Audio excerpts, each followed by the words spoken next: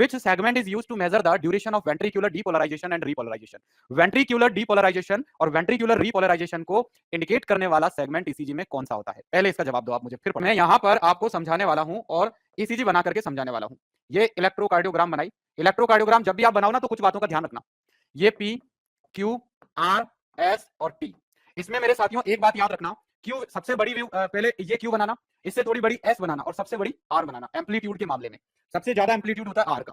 तो अब ईसीजी में जहां से शुरुआत होती है पी वेव की, वहां से लेकर के और जहां तक क्यू वेव शुरू होता है, पी वेव का ऑनसेट पॉइंट से लेकर क्यू वेव के ऑनसेट पॉइंट तक का जो सेगमेंट होता है, इस सेगमेंट को बोला जाता है पी क्यू इंटरवल। और जहां से क्यू वेव का ऑनसेट होता है, वहां से, कहां से, क्यू वेव जहां से शुरू होता है वहां से लेकर के और टी वेव जहां पे एंड होता है, वहां तक के सेगमेंट को हम क्यूटी इंटरवल बोलते हैं। क्या बोलते हैं? QT interval. तो पीक्यू एंड क्यूटी इंटरवल दो सेगमेंट ईसीजी में होते हैं। इसका ड्यूरेशन होता है 0.2 सेकंड और इसका ड्यूरेशन होता है 0.4 सेकंड। क्या होता है? 0.2 और 0.4 सेकंड। अब ले लो भैया तीसरे कलर का पेन, और अब तीसरे कलर के पेन से मैं डिनोट कर दूंगा आपका आंसर। जब हमारा हार्ट चलता है तो ये ह्यूमन हार्ट है, अपर चैम्बर्स को हम एट्रिया बोलते हैं, लोअर चैम्बर्स को हम वेंट्रिकल कहते हैं। तो हार्ट के अंदर दो तो होते हैं एट्रिया अपर वाले, दो होते हैं वेंट्रिकल लोअर वाले। तो जब ह्यूमन हार्ट चलता है तो पहली एक्टिविटी होती है एट्रिया का सिस्टोल, दूसरी एक्टिविटी वेंट्रिकल का सिस्टोल, थर्ड एक्टिविटी वेंट्रिकल का डायस्टोल, यानी ब्लड भरेगा डायस्टोल में। कि जब एट्रिया का सिस्टोल होता है तो ईसीजी में एट्रिया के सिस्टोल से बनता है पी वेव और वेंट्रिकल के सिस्टोल से बनता है क्यूआरएस। वेंट्रिकल के सिस्टोल से क्या बनता है? क्यूआरएस। और वेंट्रिकल के डायस्टोल से बनता है टी वेव।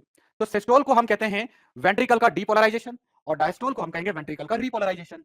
अब हम समझ गए कि यार ये वेंट्रिकल का सिस्टोल यानी कि वेंट्रिकल का डीपोलराइजेशन और वेंट्रिकल का डायस्टोल मतलब वेंट्रिकल का रीपोलराइजेशन। ये भी हमने डिनोट कर दिया।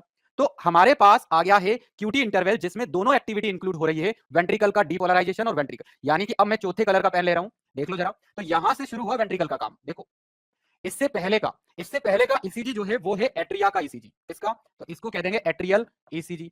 यहां से लेकर इधर का जो ईसीजी है वो है वेंट्रिकुलर ईसीजी। किस टाइप का ईसीजी है? वेंट्रिकुलर।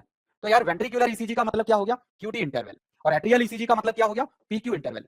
तो हमसे पूछ रहा है कि वेंट्रिकुलर, अब वेंट्रिकुलर में दो एक्टिविटी हो रहा है, वेंट्रिकल का सिस्टोल, वेंट्रिकल का डायस्टोल, यानी वेंट्रिकल का डीपोलराइजेशन, वेंट्रिकल का रीपोलराइजेशन। तो अब हमसे कह दिया इसने कि बताओ जरा वेंट्रिकल का डीपोलराइजेशन और वेंट्रिकल का रीपोलराइजेशन को डिनोट करने वाला segment is used to measure the ventricle duration of ventricle depolarization and ventricle repolarization। तो आंसर आ गया QT इंटरवल।